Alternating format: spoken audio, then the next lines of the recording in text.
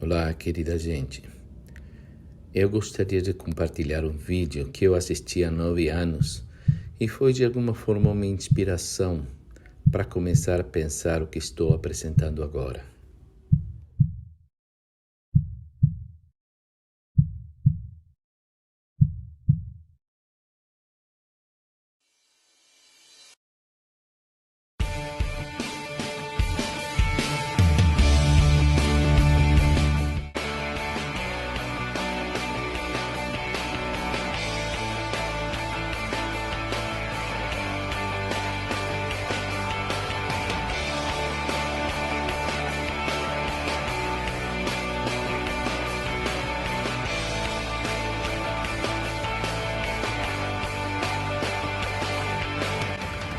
Precisamos parar com as etiquetas nas crianças, porque a etiqueta, a estigmatização, limita a possibilidade de se pensar como uma coisa diferente daquilo que dizem para ele que ele é.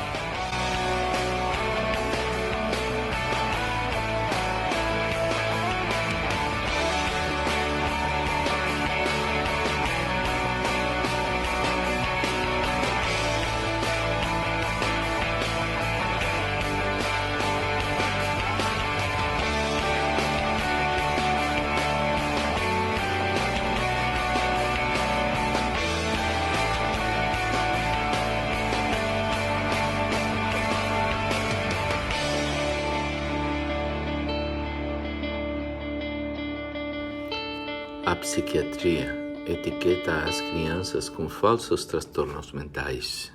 20 milhões de crianças e adolescentes estão etiquetados com transtornos mentais que se basam unicamente numa lista de comportamentos. Não há scanners cerebrais, raio-x, genéticas ou análises de sangue que possam provar que são doentes mentais. Essas crianças são estigmatizadas de por vida com transtornos psiquiátricos e prescrevem drogas psiquiátricas perigosas e potencialmente mortais. As drogas para crianças compõem uma indústria de 4,8 mil milhões de dólares ao ano.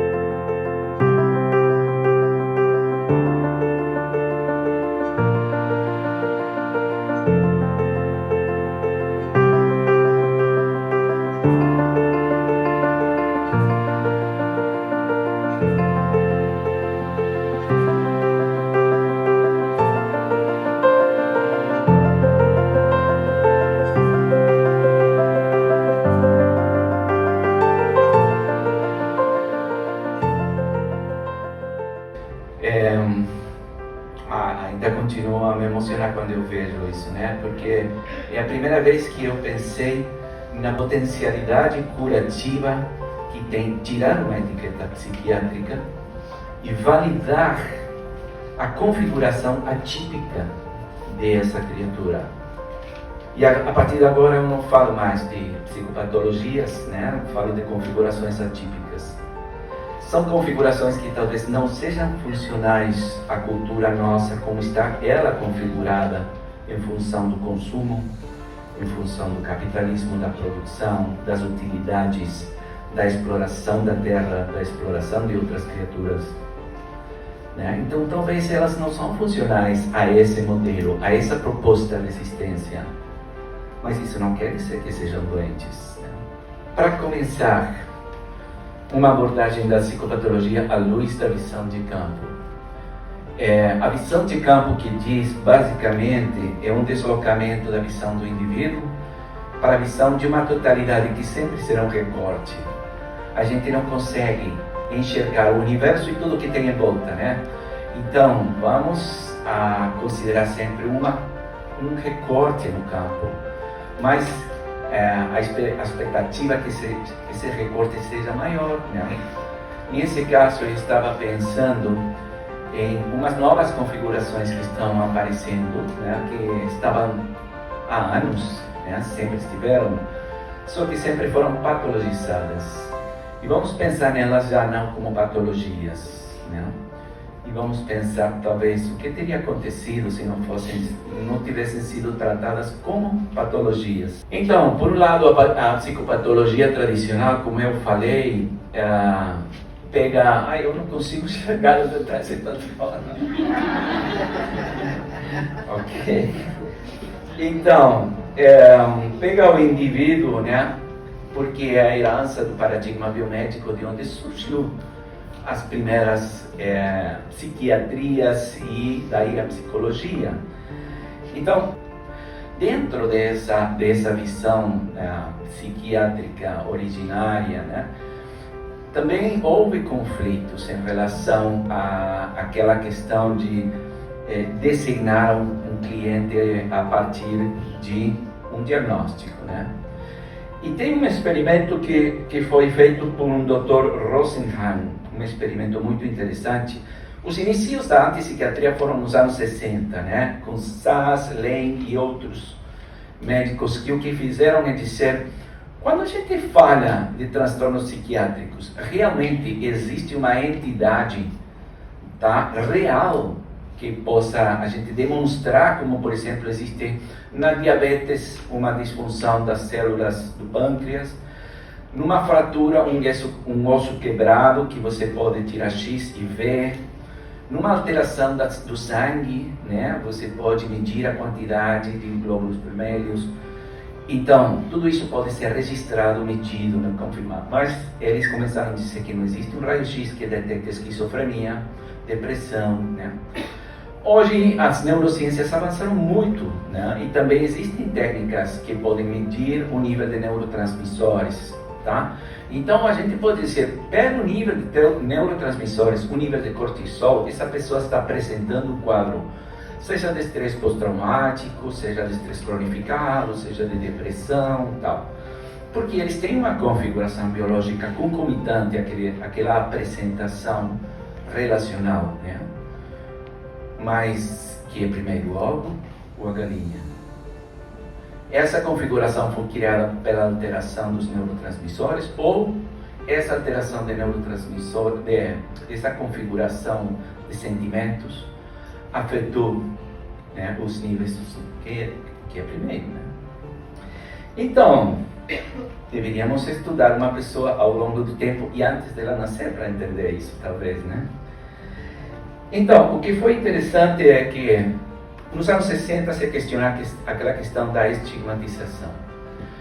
Por exemplo, estamos na sala de espera de um cardiólogo e aí a gente não conhece os outros e você vem para o doutor há muito tempo, sim, eu venho, mas que tem uma taquicardia, e aí ele chama, Guilherme, sou eu, e o cara que estava falando comigo, boa sorte, que dê tudo certo, tá? Na sala de espera do consultório psiquiátrico, né? A gente, boa sorte, que dê tudo certo. E lá no Leone, sou eu, do transtorno psiquiátrico aqui, ó. Não acontece, gente, né? Porque tem um estigma. E esse estigma é performativo. Ou seja, normalmente é o ovo ou é a galinha. E aí, veja, esse cara, Rosenhan, né, David Rosenhan, no ano 1963, fez uma prova. Ele pegou 8 indivíduos, ele entre esses 8, e foram relatar, numa entrevista psiquiátrica, foram relatar os sintomas que eles tinham. Esses sintomas eram que ouviam vozes e algumas outras coisinhas assim, fofas. Aí elas, obviamente, foram admitidos no, como se diz, sanatório, no sanatório, okay? Entraram. Apenas assim que entraram, pararam de mostrar esses sintomas. E começaram a agir como pessoas normais, não, neurotípicas, vamos dizer, tá? Neurotípicas. Então, o que aconteceu? Eles começaram a ser igualmente olhados como esquizofrênicos, que estavam, talvez, escondendo, talvez. E aí, por exemplo, um deles escrevia e dizia, ele escreve insistentemente, né? E o cara estava escrevendo, né? Só para não aborrecer, né? Mas aí, depois de um mês, eles foram liberados com diagnóstico de esquizofrenia em remissão. Um diagnóstico que pode, se fizer parte da tua identidade, será para toda a vida. Um evento de ouvir vozes, de ver alguma coisa que não seja perceptível para o entrevistador, pode significar um nome que você vai carregar a vida inteira e uma identidade que é pior. Porque essa identidade é performativa, ela me constitui também. Né? Lembra naquela, nós constituímos no olhar do outro. Diz, e nessas falas, sabe, simpáticas de gente adulto, eu tenho problema no joelho, eu tenho problema nas costas, eu tenho problema tal. E chega alguém, não, o que eu tenho é maníaco-depressivo, o que eu tenho é esquizofrenia. Não é todo mundo que está do mesmo jeito. Essas etiquetas nos acompanham e nos modificam a vida inteira. Aquele David Rosenham, né, que é no ano 73, foi além, cara. Ele disse, ele mandou esses 8 que ele chamou como pseudo-pacientes, porque na verdade não estavam doentes, né? E ele falou para a instituição psiquiátrica mais importante que ele ia mandar pseudo-pacientes camuflados entre a população que ia ser enviada para o sanatório. E eles encontraram que dos 193 clientes que chegaram para o sanatório para serem internados, 41 foram suspeitos de ser pseudo-pacientes. Depois ele revelou que ele não tinha mandado nenhum. Ou seja, que 41 pessoas que tinham sido diagnosticadas como possível esquizofrenia talvez não eram. Mas vamos então sair um pouco dessa parte da história e vamos pensar um pouco na visão de campo e a questão do indivíduo, né? Geralmente, psicopatologia é uma psicopatologia da pessoa. O que quer dizer? Que no máximo que nós chegamos é até a fronteira de contato. Né? Nós diagnosticamos em função das alterações nessa troca com o meio, né? Nessa conexão, desconexão ou conexão invasiva. Qual é o jeito, né, que essa pessoa troca com o meio? Mas sempre centrados nessa pessoa. E nunca pensamos que essa configuração atípica talvez seja uma resposta a um entorno que está precisando de alguma coisa. Vale dizer, por exemplo, numa família que tem na Argentina, eu sei que no Brasil não tem esse problema, mas tem famílias que dizem, disso não se fala, sabe? Tem algum segredinho, né? Vocês não, alguma amiga distante talvez, né? O amigue. Então, esses segredos, às vezes, o que fazem? Que o sistema não esteja inteiro, que o sistema não possa se autorregular da forma organísmica que o sistema se autorregula. Isso é algo precioso, porque a Gestalt trouxe o conceito organísmico dentro do indivíduo, mas isso também é parte do meio. O equilíbrio organismo-ambiente, um organismo-meio, também é um equilíbrio dinâmico. Né? Então, o indivíduo dá para o ambiente, afetando o ambiente dá para o indivíduo, afetando o indivíduo, e depois de uma experiência de contato, nenhuma das partes é a mesma. Né? Sempre existe alguma mudança, mesmo que seja pequena. Então, tanto a teoria geral dos sistemas quanto a Gestalt, que eram parentes da mesma família, né? O psicodrama também, o psicodrama obviamente, prima e irmã também aí distante, trazem também aquela noção da totalidade de uma família como um todo. Quem trabalha com crianças já sabe que a criança expressa o que os adultos não estão expressando, né? Que ela carrega o sintoma dos outros, né? Poderíamos dizer que o amor é tão grande e tão cego que ela leva nas costas pequenininhas dela as dores que os adultos não conseguem gerenciar. Obrigado. Gerenciar. Então, elas amorosamente, né? Elas amorosamente se oferecem para fazer trabalho sujo, para fazer trabalho que os outros talvez não tenham condições, talvez foi demais a dor. Ninguém rejeita uma história porque está à vontade de atrapalhar as coisas. Não. Se rejeitamos é porque a dor foi demais, porque os recursos que tínhamos não davam. Mas fazemos parte de uma totalidade. Só que fomos educados para pensar que somos indivíduos isolados. Fomos educados dentro de um paradigma individualista. E nesse paradigma individualista, inclusive, fomos educados para pensar que temos que vencer aos outros, ser melhores que os outros, nos diferenciar dos outros. E não nos igualar, nos encontrar, construir essas pontes, restabelecer o tecido que todos fazemos parte, sem saber, fazemos parte do grande tecido, né? E esse tecido é um corpo. Esse tecido é um corpo. Como o corpo tem também um sistema imunológico. Tem também uma emoção que bate nele. Né? Então, temos pandemias, que são doenças do corpo da humanidade, que são sintomas do corpo da humanidade, não são sintomas das pessoas. As pessoas são células que estão dentro desse corpo, então obviamente serão atingidas por eles, né? Mas não é que aí acabou tudo, né? Tá, eu ia falar da palavra normal, mas acho que a gente sabe que a palavra normal vem da estadística e que tem a ver com um maior número de exemplares desse tipo, né? Mas vamos pensar, né? Numa sociedade ideal, né? Segundo os paradigmas dos diagnósticos atuais, né? Agora está sendo questionado, né? Por exemplo, mas, segundo as estatísticas antigas, você tinha que ter uma série de características iguais do resto para ser considerado dentro da curva de Gauss, no centro, que é a zona de normalidade. Quando você se afasta, é anormalidade, subnormalidade, e muito mais afastado, anormalidade.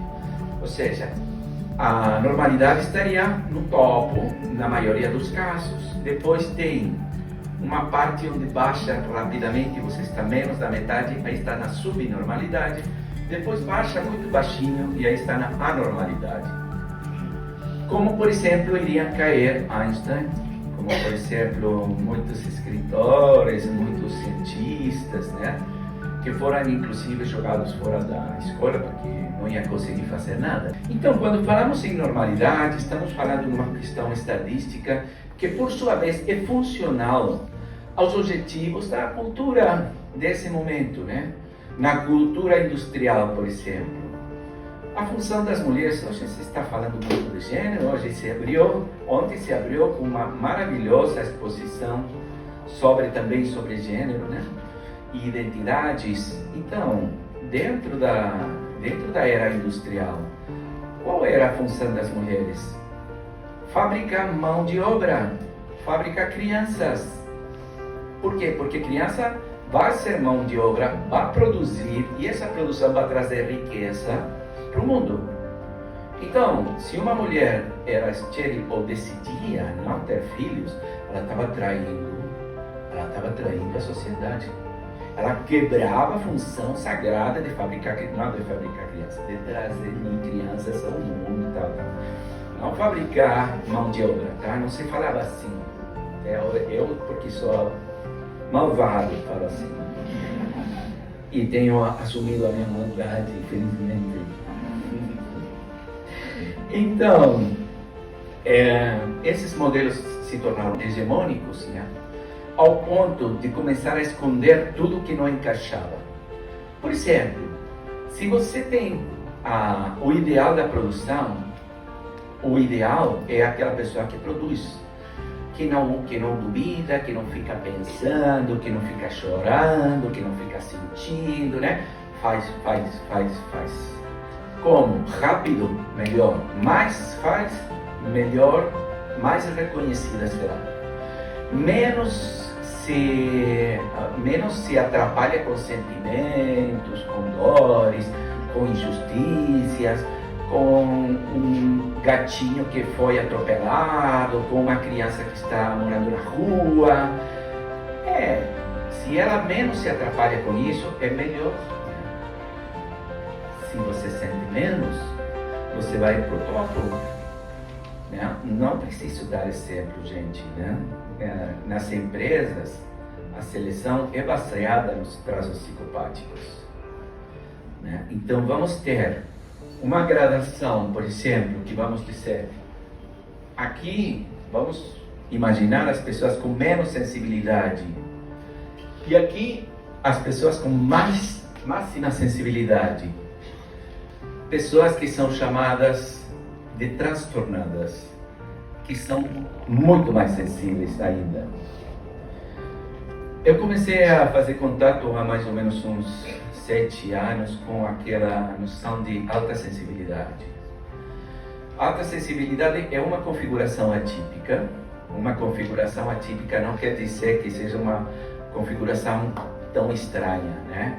Porque mais ou menos 30% das pessoas temos essa configuração e acho que a maioria aqui temos. Depois, se vocês querem, eu posso fazer um teste para vocês verem se dentro daqui são normais ou não. Porque aqui temos outro conceito de normalidade, né? Então, os modelos hegemônicos estão basados na acumulação de poder, no consumo, na produção. E a questão do certo e errado, né? Se você não encaixa dentro dessa maioria, está errado. Se você encaixa, está certo. Se não encaixa, está errado. Como posso lidar com viver errado? A doença não é tão grave como está errado. Então, posso dizer, tenho uma doença, por isso estou errado. Me perdoe, né? Tá, conseguimos ver o perverso disso, né? A perversão que tem detrás dessa negação da individualidade. Conseguimos pensar que a humanidade é um ecossistema também. Vocês sabem de ecologia, pelo menos uma noção, que todo ecossistema, desde que seja mais diverso, mais possibilidade de sobrevivência tem. O que garante a sobrevivência de um ecossistema é a diversidade. De fato, quando foi tirada uma espécie dentro de um ecossistema, colapsou muitas vezes o ecossistema. Né? Fizeram nos Estados Unidos, numa área, um experimento, né, que tinha uma raposa, um lobo, obrigado, Eliane, que estava extinto nessa área, e essa área era toda desértica, e eles inseriram novamente, né, uma família de lobos, né, e eles começaram a crescer. Né? Quando começaram a crescer, obviamente eles se alimentam de vegetarianos, né, de herbívoros. Não de vegetariano, seria bom. Mas de herbívoros. E aí, o que aconteceu? O número de herbívoros começou a descer, né? E a grama começou a aparecer, as árvores, os matos, e se transformou num jardim onde tinham lobos, como se diz, os bambis, né? Os cervos, né? E o ecossistema se recuperou, por quê? Porque essa espécie tinha sido tirada e isso devastou, transformou no deserto. Então só uma espécie pode fazer uma diferença enorme. Mas parece que seres humanos nós não fizéssemos parte da natureza. Porque nós queremos ser todos iguais, encaixar no estándar, e a diversidade que garante a sobrevivência estaria perdida. E como vamos sobreviver sem diversidade? Felizmente estamos num congresso que honra a diversidade, né? E isso me emociona muito, né? Porque eu vejo que somos muitos que estamos com essa consciência, né? E transmitindo essa consciência até conformar uma massa crítica, e a expectativa que a maioria comece a mudar, né? Essa visão. Mas então, voltando à psiquiatria, esses estándares, né, que definem o que é doença, eles apontam a um tipo de indivíduo que foi mudando ao longo do tempo. Então, o que ser normal, entre aspas, hoje, não é há 50 anos era normal, não era normal há 50 anos. Né? Isso vai mudando. Então, o conceito de normalidade é um conceito baseado na homogeneização, né, da humanidade. Deveríamos ser todos iguais. E eu não vou pedir levantar a mão porque é demais, né? Mas quem alguma vez não escondeu algum dos talentos para não parecer freak? Quem não guardou alguma das opiniões para não achar que ia ser demais para o outro ouvir essa emoção colocada nessa forma? Que um não tragou a própria emoção e depois passou mal, né? Porque mostrar isso ia ser considerado como talvez um exagero. Ah, você é sensível demais. E estamos entrando no território da alta sensibilidade, que para mim é um território precioso, mas também bem sofrido, né?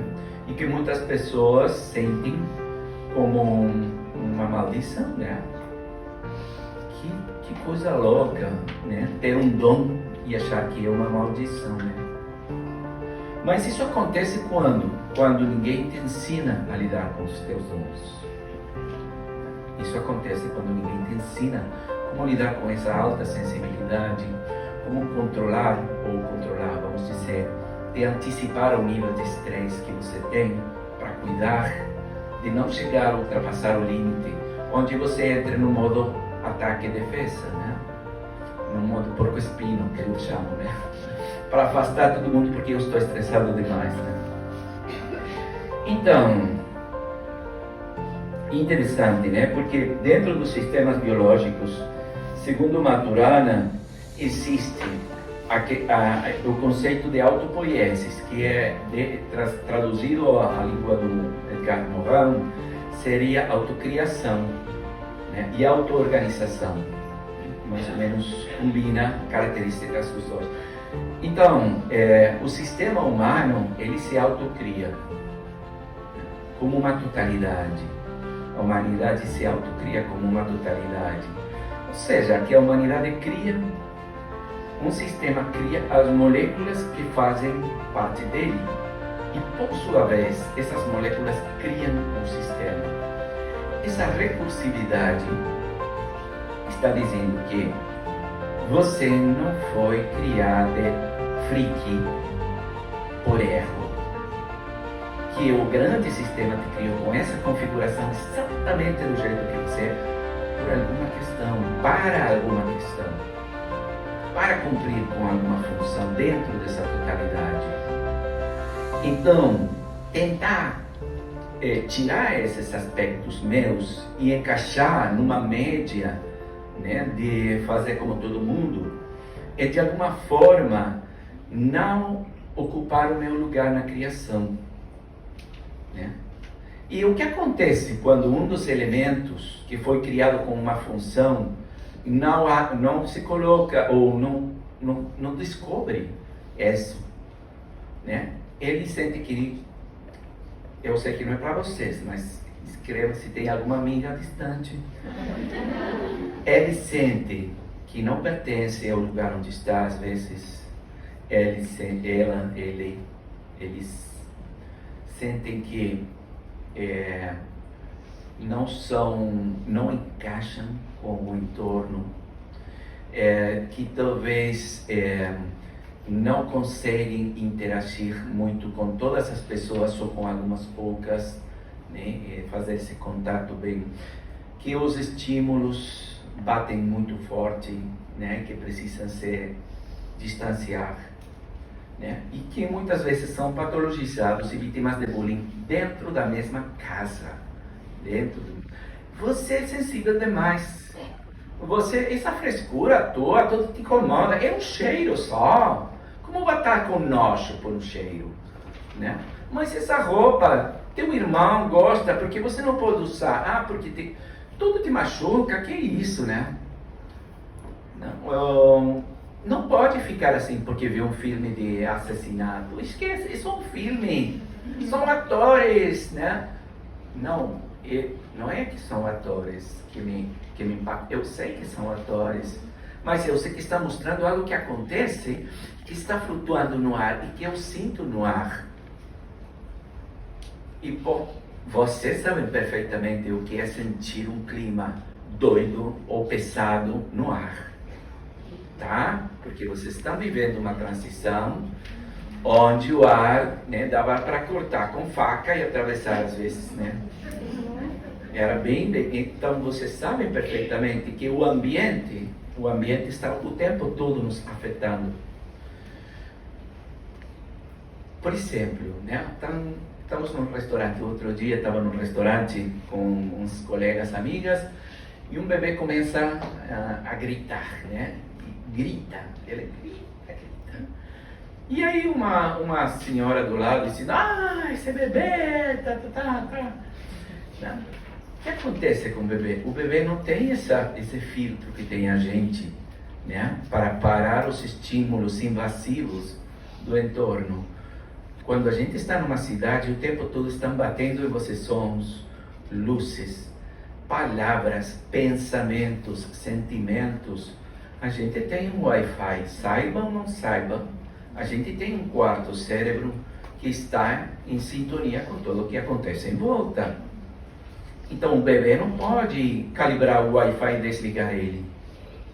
E o que faz? Faz um escudo para ele, pega ele e coloca contra o teu peito, se teu peito está tranquilo. Se não está tranquilo, não ajuda. Mas aí, faz um escudo com os braços cobrindo, né, os chakras, a parte onde ele capta o meio, né, a cabecinha, o coração dele, e do outro lado o teu peito, e aí ele vai acalmar. Mas não acalma porque é mimada e ele quer colo, porque ele está sendo agredida por tanta estimulação. Ele não tem como manejar tudo isso. Não tem recursos. Mesmo os adultos que não fomos ensinados, não temos às vezes recursos. E achamos que somos muito inestáveis, muito agressivos, muito evitativos, pouco sociáveis. Só para amigas de vocês, eu já sei que com vocês não encaixa tudo isso, né? Mas eu vou falar então dessa configuração de alta sensibilidade. Elaine Aron foi uma das primeiras psicólogas em descrever essa configuração nos 90s, e ela falou de pessoas que eram muito sensíveis ao entorno, a luzes intensas, sons intensos, acumulação de pessoas, barulhos, certos tecidos, certos estímulos que têm a ver com violência, presenciar violência de uma pessoa para outra, filmes violentos, né? Muitas questões que têm a ver com de repente estar muito bem e de repente querer ir embora de um ambiente sem saber porquê, mas eu já não consigo dar conta, eu preciso ir, né? Sair, né? Tomar distância. O que quer dizer isso, né? Que a gente vem com uma percepção, além da percepção dos 5 sentidos, né? Que é uma percepção de campo. Por quê? Porque somos células de um corpo, gente, e as células se intercomunicam entre si. Então, esse tecido que a gente está fazendo parte o tempo todo, está mandando mensagens para nós o tempo todo. Só que algumas pessoas desligam completamente dessa consciência de trauma coletiva. E aí temos, nesse extremo, os psicopatas. Né? O psicopata, ele desliga, então não sente empatia. Não sente empatia pelo outro. Agora, olha o paradoxo. Quando eu desligo da trama coletiva, eu sinto um vazio impossível dentro de mim. Então, como eu tento preencher esse vazio com estímulos intensos? Por exemplo, brincar com esses brinquedos que outros chamam pessoas. Por exemplo, matar, torturar, né? porque eu estou desconectado da trama coletiva e eu estou tão sozinho, né, que eu sinto esse vazio como uma fome permanente de estímulos. E não tem como encher isso. Não tem como. Ponto número 1, psicopata, dificilmente a gente vai poder ajudar eles. A menos que eles não sejam completamente desligados, se tenham ao mínimo 1% de conexão com a trama coletiva, e a partir daí a gente pode começar a reconstruir sempre quando eles colapsam, por algum motivo. Quando a inteligência já não dá certo, quando as pessoas já não acreditam neles, quando o país inteiro não vota neles, né? Exemplos que não tem nada a ver com você.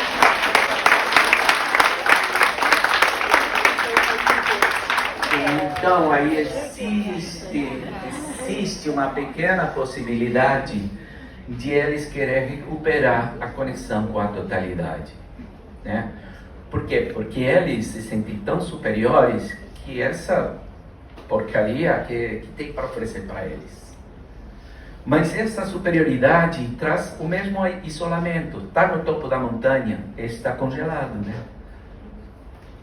Então, quando quebra esse narcisismo, aí talvez se abre alguma possibilidade. Mas geralmente vão para o suicídio, não vão para a conexão, né? Vão para a supressão drástica da dor. Número 2, transtornos narcisísticos, né? Perversos narcisistas. Eles também não têm essa conexão profunda com a trama coletiva, não têm empatia, consideram os outros como inferiores, eles brincam, né? Fazem o jogo de gato e rato, né? De brincar com a pressa, né? Seduzem, se afastam, batem, botam, né? Tudo isso é para eles confirmar que eles têm o poder, e esse poder dá a ilusão de preencher esse vazio, só que preenche por um minutinho, e depois acabou. Aí eles se propõem conquistar alguém, e aí eles conquistam, chegou, acabou, essa pessoa já está fora, porque já está o troféu na vitrine, sabe? Aí já não precisa, então vai trocar, vai buscar outra pessoa, outra vítima. É um caçador, é um depredador que está querendo encher uma fome, como vampiro, né? Que não acaba, que ele volta e volta e volta. A diferença dos predadores na natureza, que eles vão e devoram, mas quando estão saciados param. Esse vazio deles não se sacia. Aí eles continuam caçando, né? Para cobrir esse vazio, né? Depois, vamos dizer, num terceiro lugar, poderíamos dizer, colocamos aquela mentira do neurotípico, né? Neurotípico, poderíamos dizer, as pessoas normais, entre aspas, que temos uma empatia, mas conseguimos ignorar elas quando é conveniente. Ou seja, conseguimos às vezes desouvir toda a dor que nos produz a dor do outro. Às vezes porque sabemos que não podemos mudar o mundo nós sozinhos e ainda não estamos suficientemente conectados com a rede, com a trama coletiva. Então talvez por isso preferimos cuidar nosso cantinho, sobreviver, né? E nos manter para ver se temos uma oportunidade de fazer alguma coisa depois, né? Porque sozinhos, né, é difícil. Agora, por que nos sentimos sozinhos? Porque estamos educados numa cultura individualista, porque somos influenciados através dos elementos que cortam os fios da trama coletiva, que são o medo e a raiva, principalmente o medo. Por isso vocês são conscientes que houve muitas mensagens ameaçadoras, amedrontadores, e isso fragmenta a trama coletiva. Isso faz com que aquele que poderia começar a fazer uma ação fique com medo, inibido pelo medo, pelo instinto de sobrevivência. Porque uma formiga fora do formigueiro é muito vulnerável. Mas vai ver se um pássaro vai entrar no formigueiro, mesmo que seja 1000 vezes maior do que uma formiga. Ele não vai entrar, porque ele morre mesmo. Então, esse seria o terceiro lugar, que é vamos dizer, muitas dos clientes que chegam conosco, que têm essa sensibilidade, mas essa sensibilidade está inibida. Como estou com o tempo? 30 minutos. Oba! Meu Deus. Então, não, porque eu quero trocar também. Então, essa sensibilidade está inibida. Inibida parcialmente porque também não podemos evitar sentir o impacto da violência, o efeito que cria, e essa necessidade de buscar uma coesão, de buscar uma conexão. Interessante, porque a pandemia a gente acha que quebrou as conexões entre as pessoas, e eu acho que foi o contrário, né? Saindo, né, do excesso de estímulos que a gente tem no cotidiano, conseguiu começar a pegar os estímulos verdadeiramente importantes e estabelecer conexões à distância.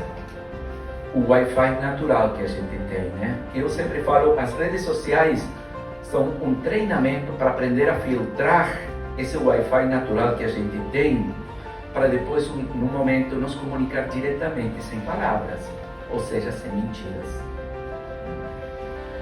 E aí vamos avançando no eixo, vamos encontrando as pessoas mais esperançadoras, né? Que são os transtornos da personalidade, que são pessoas que têm uma sensibilidade aumentada, só que são judiadas, maltratadas, questionadas, apanham. E elas acabam desenvolvendo alguns transtornos às vezes, mas geralmente são questionadas porque elas denunciam, porque elas não toleram tudo que está flutuando no ambiente.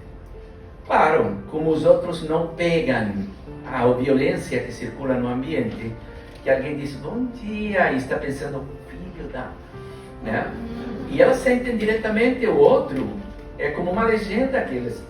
Então, a maioria dos transtornos da personalidade são pessoas, se vamos estudar a fronteira de contato, é uma hiperpermeabilidade em muitos deles, que não conseguem separar muito o outro, que é uma separação convencional entre células do mesmo corpo, né? Mas não conseguem separar, então esses sentimentos da totalidade esmagam elas, né? Então tem respostas às vezes agressivas. Por quê? Porque quando você aguentou demais, a única forma é a explosão para afastar tudo isso de você, para buscar um cantinho onde se relaxar.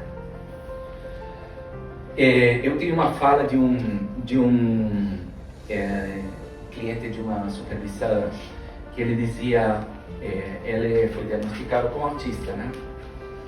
E ele dizia, o meu pensamento é o único lugar onde eu não tenho que ouvir todas essas queixas, vozes, mandatos e quantidade de coisas que as pessoas pedem, exigem, jogam em cima da gente, né? Então é interessante. Então, transtornos da personalidade, que seriam antes os borders, por exemplo, né? Tem essa característica, né? Que eles não encaixam com a expectativa cultural da pessoa que fica caladinha diante de uma cultura esmagadora, exploradora e que não dá liberdade para ser. Junto aí do lado, né, a bipolaridade, tudo que tem a ver com transtornos do ânimo, também, né, falamos de pessoas de alta sensibilidade que sentem com uma intensidade como de alto-falante, né? Então, como não foram educadas para lidar com isso, e gente, não é tão complicado, muitos já descobriram, né, que saindo para a natureza, que pegando o cachorro, que fazendo meditação, que inclusive tomando um banho, que às vezes ouvindo uma música relaxada, bonita, que às vezes fazendo uma desenho, uma obra de arte, ou presenciando a arte, se expondo a padrões harmônicos, mandalas, coisas artísticas, pessoas, né, harmonizadas, Então, com isso já é suficiente para amenizar, né, esse nível de estresse. Então, mas o que acontece? Na visão da psicopatologia, o cara é instável, então ele tem que ser estabilizado. Mas o entorno é tão estável que ele não, se ele está acompanhando esse entorno, né? Quando da outra vez uma cliente disse, eu estou chorando 2 meses depois que meu esposo morreu e eu queria mostrar-me forte e não chorar e tal. Agora estou mais tranquilo, né? Porque para mim que você chora depois da morte do teu esposo, né? É que você está em sintonia com o que está acontecendo. E se você está triste, não é que está deprimida, está triste. Então abre o coração para essa tristeza, abraça ela, faz parte do teu momento, né? Se a gente educasse as pessoas que depois vão ser diagnosticadas como bipolares dessa forma, abraça a tristeza, ela talvez esteja no entorno, talvez não é toda tua, talvez não só tua a tristeza, você está carregando tristezas de outros também, por isso é demais. Mas alta sensibilidade não é só uma configuração emocional, também é neurofisiológica, tá? É neurobiológica. O sistema nervoso é muito mais reativo nas pessoas altamente sensíveis e verdadeiramente cheiramos mais, podemos roubar uma receita de uma comida só cheirando ela, né?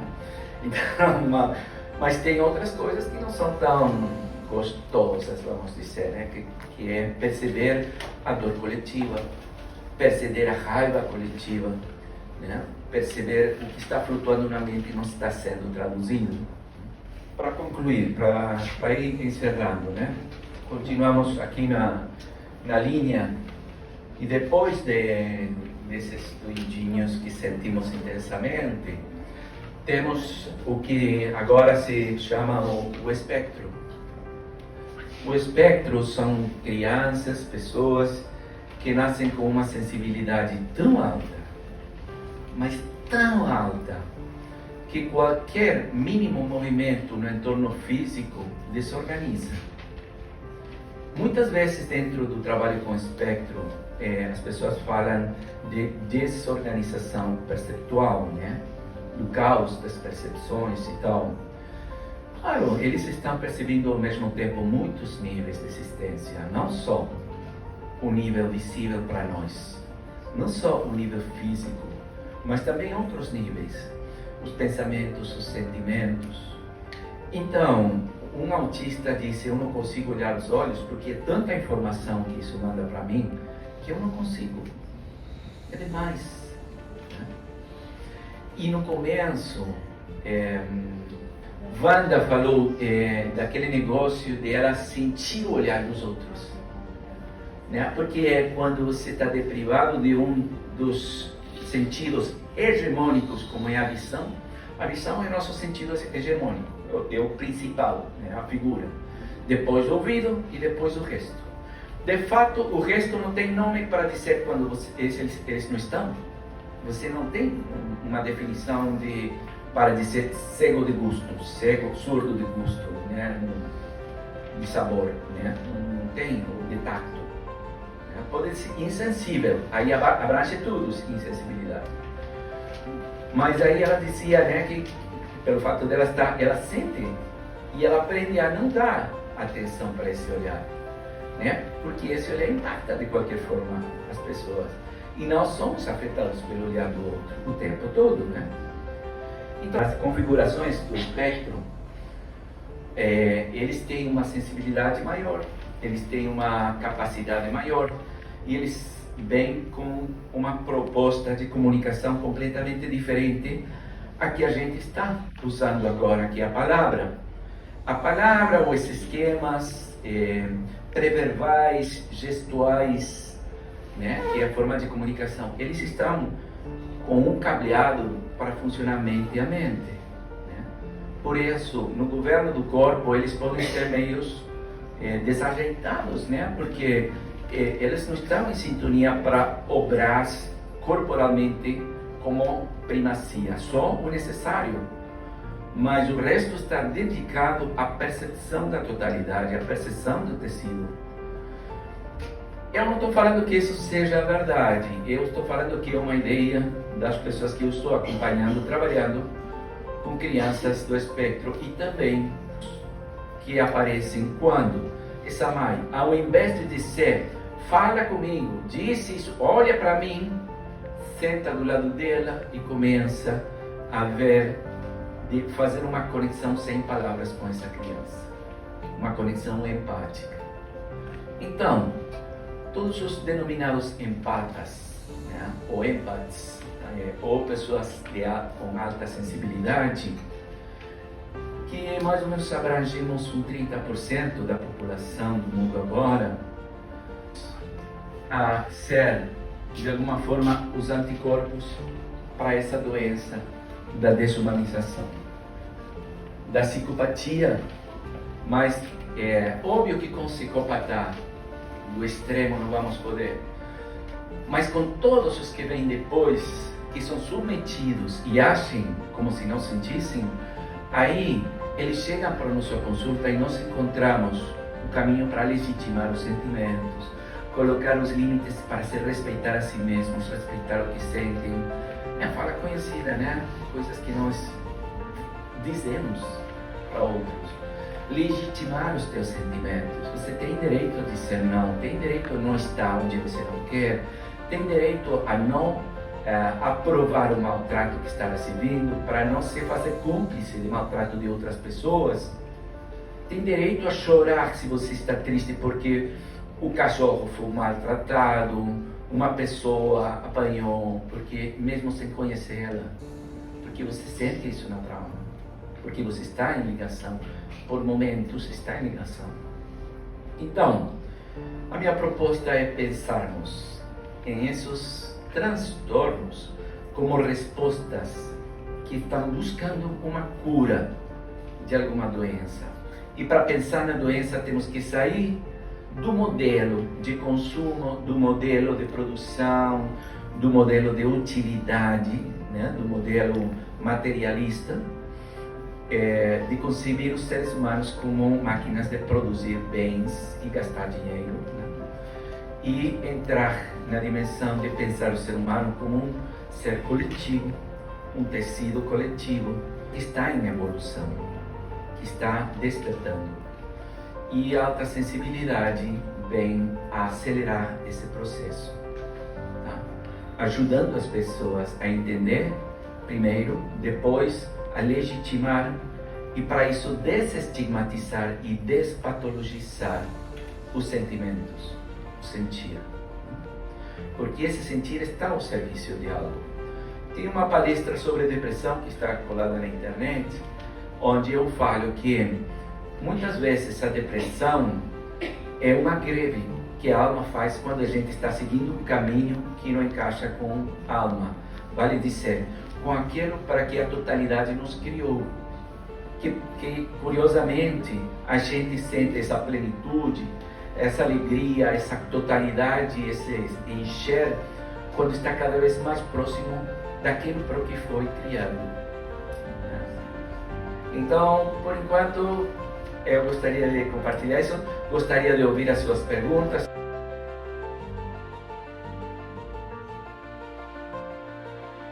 O problema é que quando nascemos, a gente nasce como sendo a totalidade. Depois vamos aprendendo a desconectar da totalidade, a constituir o indivíduo, mas como algo separado da totalidade. Essa separação, ela nos deixa, imagina você, né? Se você pudesse ganhar consciência que você é toda essa galera que está aqui, é você. Você se sentiria muito mais forte, muito mais segura, muito mais inteligente, muito mais sábia, porque a sabedoria de todos está interligada aqui. Então, essa seria, se você sentisse o campo, e você como parte do campo, não tem ameaça possível. Porque de onde vai vir a ameaça? De outra parte do campo, o pé vai ameaçar o dedo da mão? Não tem muito sentido. Mas quando aprendemos a perder essa conexão, aí ficamos expostos ao medo e expostos à raiva. A raiva tem a ver com a noção do pequeno que eu sou, descolado daquela totalidade, e a frustração por não poder conseguir o que eu tinha quando era a totalidade. Eu quero, como indivíduo, atingir objetivos que só o coletivo pode atingir. Então, eu fico frustrado, eu fico tentando e não consigo.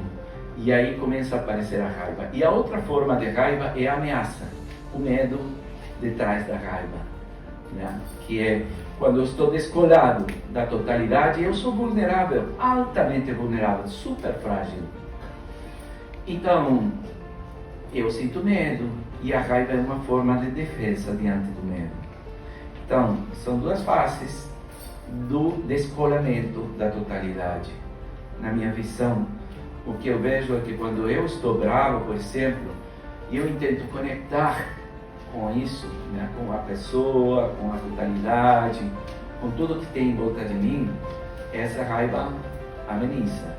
E quando eu estou com medo, eu começo a conectar com a natureza, com as pessoas, e com todas essas conexões, esse medo amolece, né? Melhora sempre. Só que tem aqui desse lado, né? Eu não falo disso porque é muito, né? Mas tem psicopatas que eles têm uma certa empatia cognitiva, não emocional. Eles aprendem a ler o que te dá medo, e aí eu inoculo medo para que você esteja descolada das pessoas que estão em volta de você. E aí quando você está com medo, não pode ligar, e aí fica muito mais vulnerável e manipulável. Então a mecânica do psicópata é quebrar o tecido coletivo, porque quando ele corta essas conexões, sangra energia da trama coletiva da qual ele se alimenta, que é o poder. A trama coletiva tem um poder circulante, mas nenhum centraliza esse poder. Ele está na trama coletiva. Mas quando corta a artéria da trama coletiva, essa energia flui e ele se alimenta disso, segmentando as pessoas, fragmentando. Não sei se consigo mais ou menos. Relações com o nosso sistema familiar, pelo fato de ser mais próximas, são mais intensas. Geneticamente a gente recebe a genética do pai, dos avós, dos bisavós, todas elas somos uma mistura, de fato. Eu tenho 12,5 de sangue indígena, né? E isso me faz sintonizar com muitas coisas indígenas. Assim como eu sintonizo com os dons dos indígenas agora, eu também sintonizei numa outra época com o sofrimento deles. Então, quando a gente diz é muito além de mim, né, está às vezes pegando ou herdando sentimentos, emoções que foram vividos uma e outra vez transgeracionalmente dentro do sistema. Agora, na natureza é muito fácil de entender. Um veado é comido por um leão, tá? Não por um leone, por um leão. E aí, os outros veadinhos olham isso e dizem: ah, inimigo, que horror, que horror. E aí eles fugem. Mas esse trauma, né, esse trauma fica gravado na cabeça deles, tanto que codifica geneticamente a descendência deles. E a descendência nasce com o instinto de fugir do predador. Por quê? Porque aí, no momento, houve uma cena traumática que marcou e foi codificado geneticamente e passou para os outros. No reverso disso é a teoria do centésimo macaco, né? Um macaco lava a batata, acha gostosa, outro imita. E depois de 100 fazendo o mesmo, uma outra ilha que não tem contato, os macacos começam a fazer isso. Existem campos que interligam, né? Então, às vezes, quando é maior que nós, pode vir do campo familiar, situações que estão abertas, familiares, ou pode vir do campo coletivo, do desafio que a humanidade agora está encarando, né? Que é um desafio bem complexo, né? Porque estamos mudando de paradigma, estamos fazendo espaço para a sensibilidade, os direitos humanos emergem, né? A noção de respeito pelas diversidades emergem porque aparece a consciência da necessidade da diversidade para a evolução. A consciência ecologista aplicada às emoções, às configurações identitárias e tal. Então, estamos num tempo de mudar. Não sei se estou respondendo mais ou menos. Então, quando alguém sente que isso ultrapassa a história pessoal, o que eu vou dizer? Na universidade me ensinaram a prestar atenção para os meus clientes a partir do nascimento, tá? O cliente, no momento de nascer, história infantil. A Gestalt me ensinou o nascimento, mas presta atenção para a família, para o entorno, para as interações, para o campo indivíduo meio. E a visão transgeracional me ensinou que a família é uma totalidade em evolução. A criança nasce impactando essa totalidade, provocando um efeito, e continua toda essa totalidade com a criança inserida. Ou seja, que essa criança herda coisas que não presenciou, mas que mesmo assim, como aqueles veados de hoje, vão receber essa cena traumática. E eles vão ter que ressignificar isso.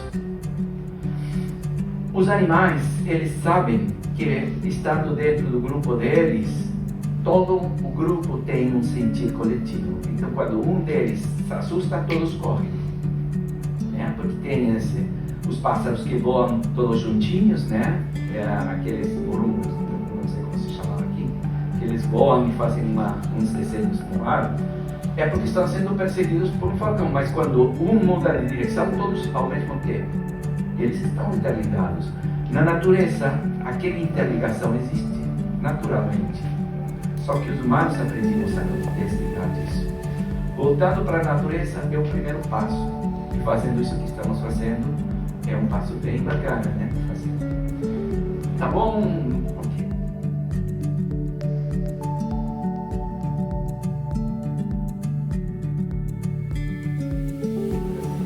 Não são doentes, são pessoas que a totalidade escolhe para cumprir uma função. Então, as ferramentas que elas trazem vão vir calibradas com outra calibração muito diferente do coletivo, porque a cada 100.000 pessoas precisa uma com essa calibração, essa inteligência do coletivo.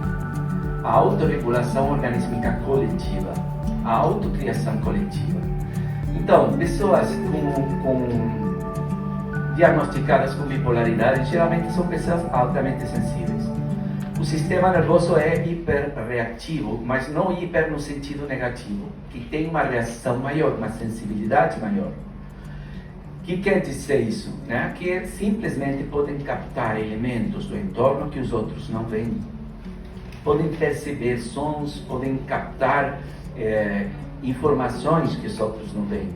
Então, se nossa cultura pudesse fazer um espaço dentro da cultura, considerando essa específica sensibilidade e aproveitar e se nutrir dela, seriam visionários, seriam conselheiros em relação a coisas que vão vir, porque podem antecipar o que vai vir, porque sentem, no fundo, aquilo que para nós é fundo só, eles sentem figurinhas aí se mostrando e podem perceber coisas que a maioria não percebe. Então, quando falamos em bipolaridade, são pessoas que sentem muito tudo o que está em volta deles, e muitas vezes é necessário saber que muitos dos sentimentos que vocês carregam, ou que nós carregamos como altamente sensíveis, não nos pertencem em sua totalidade. E o que fazemos com isso? Buscamos a forma de, quando é demais, porque a gente sabe quando é demais, começa a irritar, começa a querer fugir, começa a passar mal. Então, quando estão aparecendo essas primeiras sinais, buscar o afastamento, né? Como se chama no contato? A retirada. Buscar a retirada desse contato excessivo, né? Porque é um contato que para outros é um contato normal, para nós é esmagador, é demais. Então, se você aprende a cuidar disso, né, detectando quando você está overestimulado, então você pode talvez começar a presentear a humanidade com esses dons teus, da visão em detalhe, da hiperpercepção de coisas que são invisíveis para os outros. É para falar muito mais, né? Mas o importante, o primeiro passo, é dizer que bipolaridade é para a eletricidade, né? Só para isso. Então, se alguém diz que é bipolar, chama um eletricista, ok?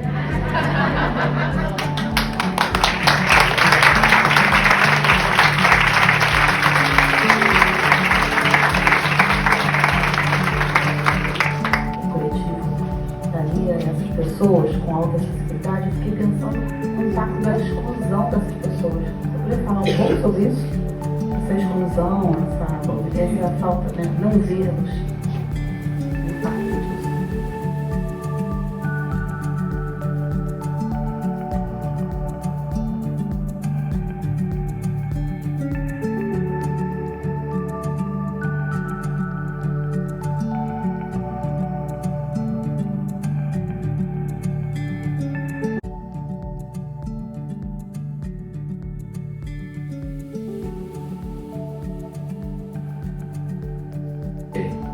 O empata tem a tendência a se sentir diferente, tá? E às vezes esse fato de só o empata querer encaixar faz com que ele mesmo não vai fazer o primeiro passo da exclusão, né? Mas por outro lado, porque todos temos necessidade de pertencer, né? De sentir que fazemos parte da humanidade, do coletivo, de algum coletivo. Então a exclusão, já a abertura do Congresso ontem falou disso, né? Como é difícil. Agora, como a gente lida, você pergunta, né? Primeiro e principal é, vamos dizer, legitimando a tua característica única. Segundo, não aceitando isso como uma patologia ou diagnóstico, senão como um dom que você ainda não sabe qual é o uso desse dom. Então, como terapeuta, o que eu vou acompanhar essa pessoa é a buscar para que ela ganhou esse dom de sensibilidade e o que é que ela gostaria de fazer com isso, como se imagina no futuro instrumentando isso de uma forma que não que faça bem para ela, né? Então, transformar o estigma primeiro em zero e depois em positivo. O mesmo que se faz, por exemplo, com trabalho com gays e lésbicas. Primeiro, despatologizar, dizer isso não é pecado, não é crime, é uma forma de amar, por exemplo. Uma vez que despatologizou, legitimar o amor como um valor, seja com outro homem, com outra mulher, ou com uma pessoa trans, tanto faz, mas o amor é sempre amor, né? Aí estamos num ponto onde começamos a ver que soma, mesmo que a identidade, talvez, era negativa, que isto tem algo errado comigo, que porque eu não sou como a maioria, que porque... E depois isso vai se transformando a partir da legitimação das múltiplas formas de amar. E aqui estamos falando da legitimação das múltiplas formas de vivenciar o entorno, né? De se relacionar e sentir o mundo. Tá bom? Obrigado.